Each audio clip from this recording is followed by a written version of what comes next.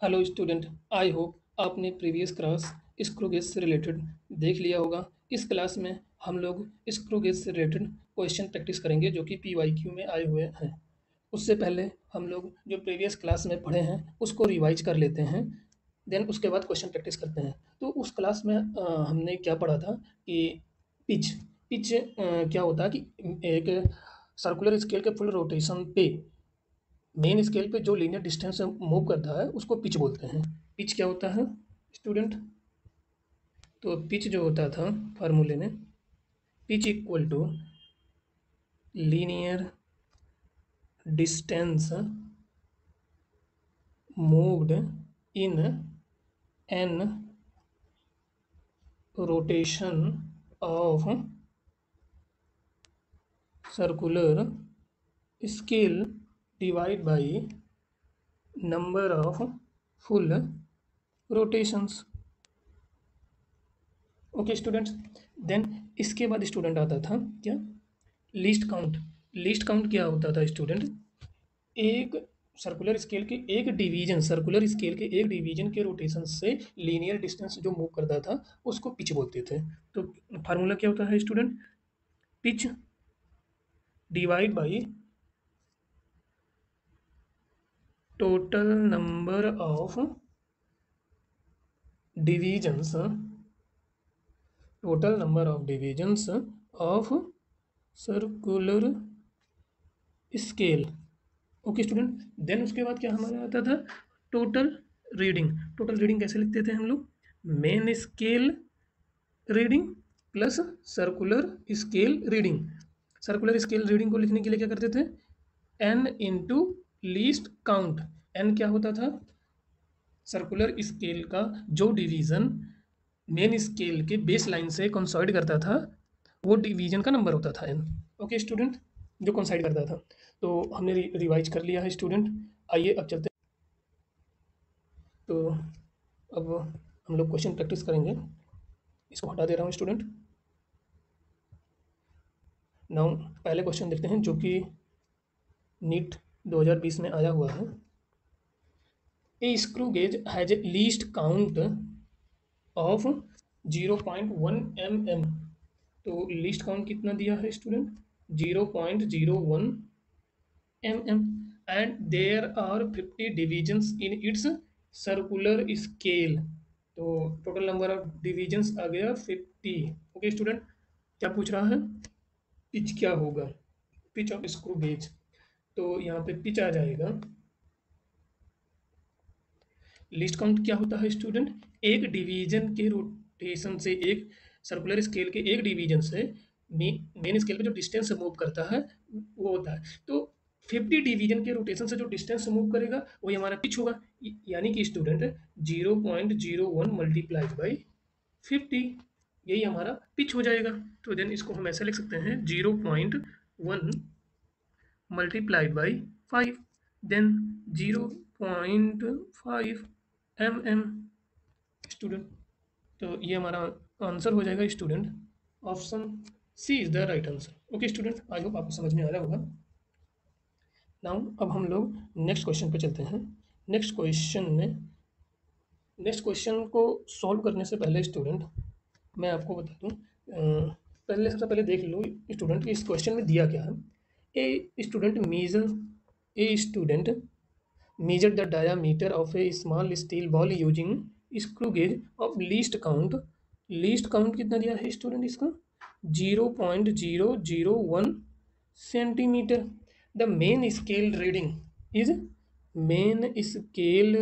Is 5 mm। Zero and zero of circular scale division कंसाइड with 25 divisions above the reference level, यानी कि N equal to आ गया 25। and if screw gauge has zero error equal to minus 0.004 centimeter, the correct diameter of the ball, यानी real diameter पूछ रहा है, real value पूछ रहा है, रियल वैल्यू ऑफ डायमीटर बताना है। ओके स्टूडेंट, तो सबसे पहले हम मीजर्ड वैल्यू निकाल लें। मेजर्ड वैल्यू सबसे पहले हम निकालेंगे स्टूडेंट कि मेजर्ड वैल्यू क्या होती है। तो उससे पहले स्टूडेंट हम जीरो एरर क्या होता है पहले उसको समझ लेते हैं। Zero error zero error two types के होते हैं स्टूडेंट।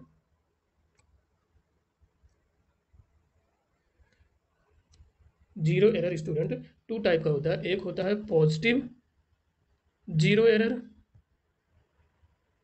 और एक होता है निगेटिव जीरो एरर। ओके, अब जीरो पॉजिटिव जीरो एरर का सिग्निफिकेंस समझ लीजिए स्टूडेंट। जैसे कोई एक वेटिंग मशीन है, ओके, अब इसमें हम वेट करने गए, अभी हम इस वेटिंग मशीन के ऊपर कुछ भी नहीं डाले हैं। ये हमारा वेटिंग मशीन है स्टूडेंट। इस वेटिंग मशीन के ऊपर अभी हमने कोई भी वेट नहीं डाला है और लेटेस्ट एज्यूम ये 1 kg, अभी जो इसका डिजिटल पैनल है ये 1 kg शो कर रहा है। तो ये जो 1 kg है यही इसका पॉजिटिव जीरो एरर हो गया। अब अगर मान लो कि हमने वेटिंग मशीन के ऊपर अभी कुछ भी नहीं वेट रखा है, इस मशीन के ऊपर अभी हमने कुछ भी वेट नहीं रखा है एंड ये मशीन -1 kg शो कर रहा है, तो इसको बोलेंगे निगेटिव जीरो एरर एंड इस वाले को बोलेंगे पॉजिटिव जीरो एरर।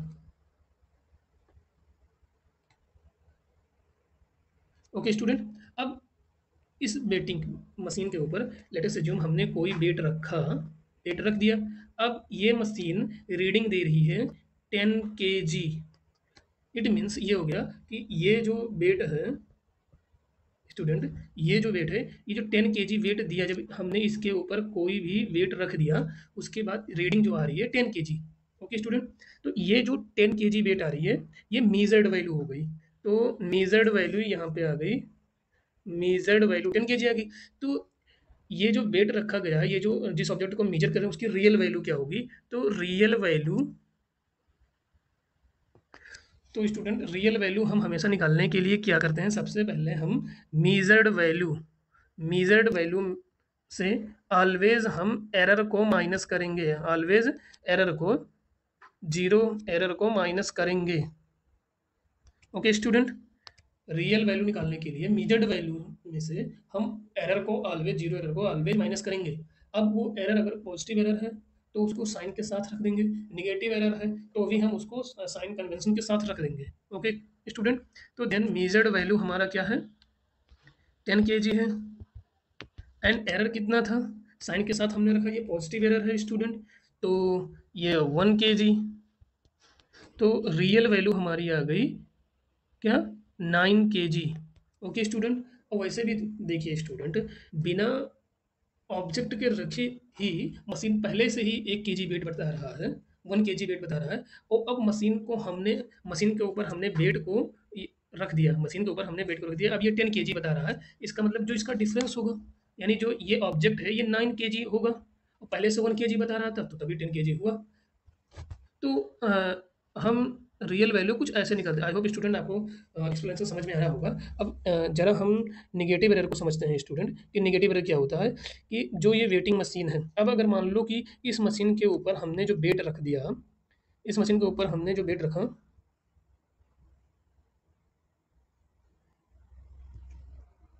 इस मशीन के ऊपर हमने स्टूडेंट वेट रख दिया एंड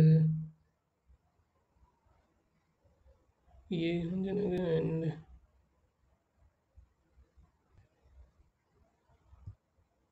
चलो ये -1 kg बता रहा था।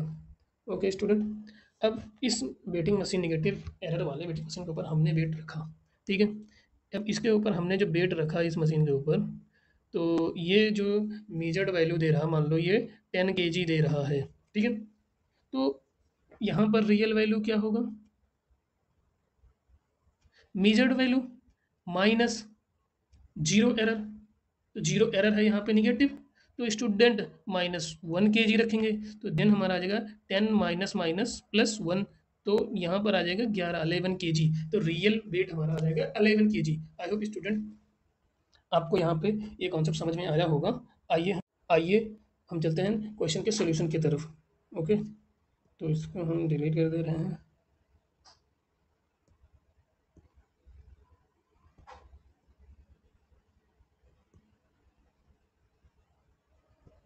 ओके,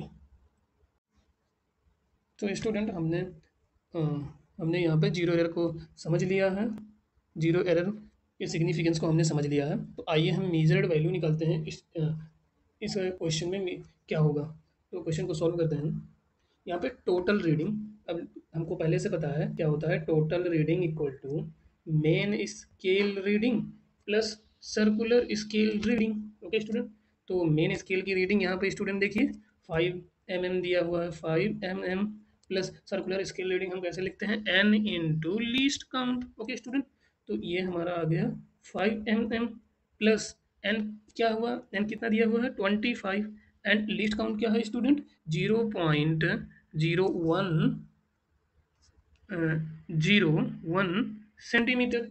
स्टूडेंट यहाँ पे mm में है, यहाँ पे सेंटीमीटर में है, तो स्टूडेंट इसको भी mm में, इस सेंटीमीटर को भी mm में कन्वर्ट कर लेते हैं। ओके स्टूडेंट, तो ये हमारा आ गया 5 mm प्लस 25 मल्टीप्लाइड बाई, जब इसको कन्वर्ट करेंगे तो 10 से डिवाइड करेंगे, देन हमारा आ जाएगा 0.01 mm। ओके, देन ये आ जाएगा हमारा 5 mm प्लस 0.25 mm, देन ये आ जाएगा स्टूडेंट 5.25 mm। तो ये वैल्यू हमारी मेजर्ड वैल्यू आ गई स्टूडेंट, ये हो गया मेजर्ड वैल्यू। ओके स्टूडेंट, ये मेजर्ड वैल्यू। तो रियल वैल्यू क्या होगी, तो रियल वैल्यू स्टूडेंट इस कलर को चेंज कर देते हैं, तो ये आ जाएगा real value equal to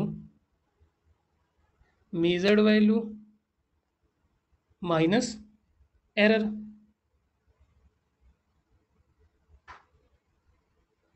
okay student, तो measured value is 5.25 mm minus error किस टाइप का है स्टूडेंट, निगेटिव एरर है, तो इसको यहाँ पर रख देते हैं, ये सेंटीमीटर में है तो इसको mm में इसको भी कन्वर्ट कर लेते हैं, माइनस देखो ये यहाँ, तो हो जाएगा 0.04 mm।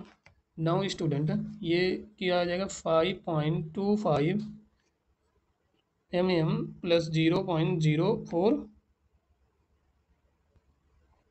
mm, देन ये आ जाएगा देन ये आ जाएगा 5.29 mm। यहाँ पे स्टूडेंट आंसर सेंटीमीटर में दिया है, तो देन इसको सेंटीमीटर में कन्वर्ट करेंगे तो 0.529 सेंटीमीटर, जो कि ऑप्शन यहाँ पर डी ऑप्शन मैच कर रहा है स्टूडेंट, तो D option is the right answer. Okay student, आइए चलते हैं नेक्स्ट क्वेश्चन के ऊपर। आई होप स्टूडेंट आपको ये सोल्यूशन समझ में आया होगा। आइए चलते हैं नेक्स्ट क्वेश्चन के ऊपर। नेक्स्ट क्वेश्चन हमारा क्या कह रहा है कि a screw gauge of the following reading when used to measure the diameter of a wire। Main scale reading यहाँ पे दी हुई है स्टूडेंट, मेन स्केल रीडिंग है 0 mm। Okay student, and circular scale reading यानी कि circular scale reading, it means student ये जो दिया है ये n की वैल्यू दी हुई है 25 डिवीजन, नो ये 52 डिवीजन्स है स्टूडेंट, ये 52 डिवीजन्स है स्टूडेंट। ओके, तो n की वैल्यू हमारी आ गई 52। अब क्या कह रहा है student, given that 1 mm on a main scale, 1 mm on a main scale correspond to 100 division on a circular scale. तो इसका क्या मतलब हो गया स्टूडेंट कि ये दिया हुआ है least count, least count equal to, least count equal to 1 mm के रोटेशन से, मतलब 100 डिवीजन के रोटेशन से 1 mm करस्पॉन्ड कर रहा है, यानी कि ये 1 mm हो गया पिच, तो लीस्ट काउंट इक्वल टू आता है स्टूडेंट पिच, यानी कि 1 mm divide by total number of divisions यानी कि 100। तो ये हमारा लिस्ट काउंट आ गया स्टूडेंट। ओके, तो यहाँ पे क्या पूछ रहा है, the diameter of the wire from the above data. तो डायामीटर यानी कि टोटल रीडिंग निकालनी है स्टूडेंट, तो total reading equal to student main scale reading plus circular scale reading. तो मेन स्केल रीडिंग हमारा 0 दिया है student, and circular scale reading को हम कैसे लिखते हैं n into least count. Okay student, तो n की वैल्यू दी हुई है 52 एंड लीस्ट काउंट दिया हुआ है 1/100 mm, 1/100 mm, देन स्टूडेंट आ गया 0.52 M total reading, but option में सेंटीमीटर में दिया है। देन हम इसको सेंटीमीटर में कन्वर्ट करेंगे, तो सेंटीमीटर में कन्वर्ट करने के लिए इसको 10 से डिवाइड करेंगे, तो 0.052 सेंटीमीटर, ये हमारा आंसर होगा। तो option D is the right answer. Okay student, thank you. I hope आपको सोल्यूशन समझ में आया होगा। Thank you students.